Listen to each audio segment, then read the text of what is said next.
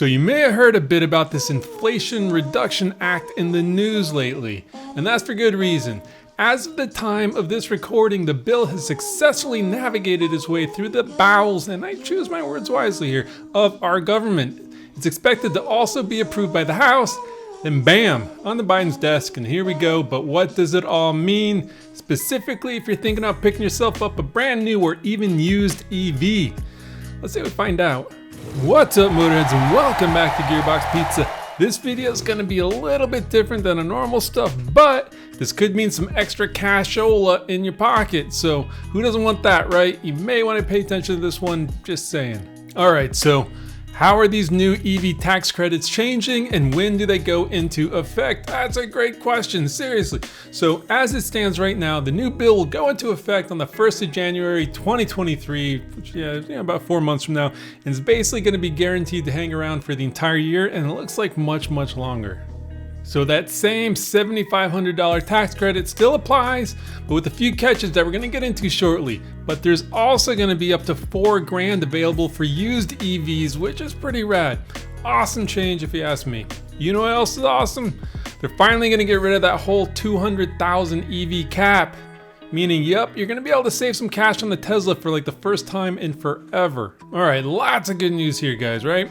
I mean, anybody else high-fiving themselves like nobody's looking? Well, there's a few catches here, and I hate to rain on your parade and whatnot, but hey, what can I say? I'm just a bit of a truth teller. You see, there's going to be some restrictions on eligibility based on income.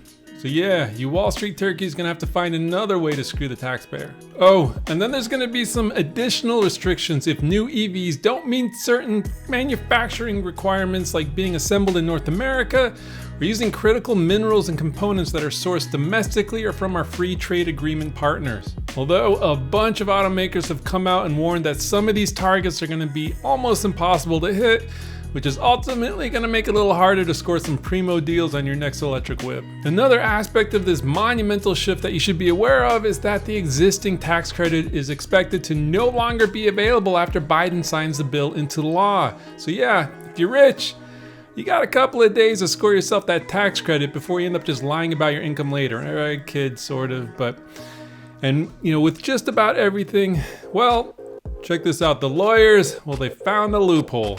This all started with Rivian, so give those fellows a little bit of credit. Apparently, as long as pre-order customers obtain a written and binding contract to purchase and secure a new EV, they'll sort of be able to lock in this rebate while they wait, I don't know, about 16 years for their brand new Rivian R1S to be built. Okay, so what does this all mean? And should you buy an EV now, or are you better off waiting?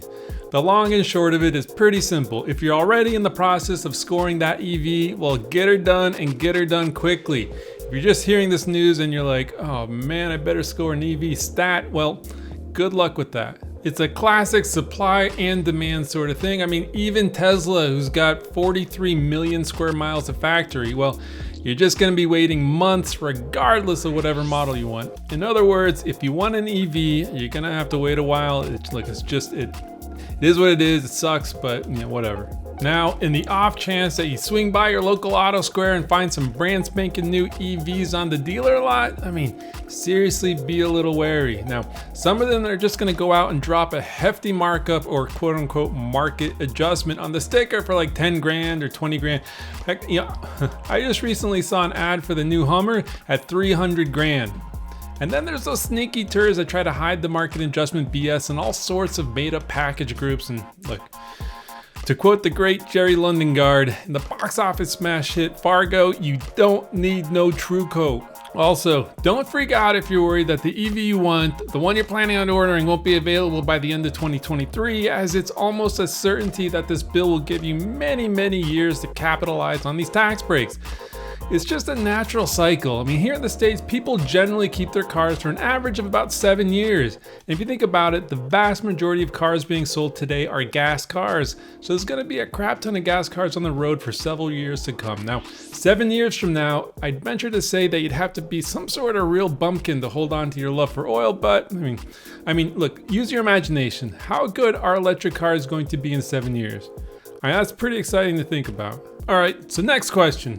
What is going to be the immediate impact on the EV landscape as we know it?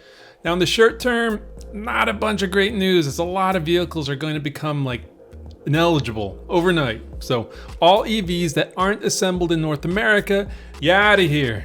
Consumer Reports broke this all down. If I remember, I'll post a link, but the list is long and very complicated. Okay, so even many cars that end up being assembled in North America may not even qualify because of their price. To be eligible for a credit, new EVs that happen to be vans, SUVs, or pickups, they can't exceed 80 grand. While other types of vehicles like cars, well, they can't cost over 55 grand. All right, bottom line, long term, this is mostly good news. Those of you who are dropping 150 large and some ludicrous love, well, let's be honest, this tax credit is not for you, my dude, so move along. Look, as much as we don't want to admit it, EVs are largely there for the somewhat wealthy. I mean, yeah, look, EVs, good EVs are crazy expensive, but then again, I think you sort of get what you're paying for, so I'm not really complaining, but we do need younger people to start buying EVs, and this will incentivize automakers to develop quality EVs at attainable prices, and who wouldn't be on board with that?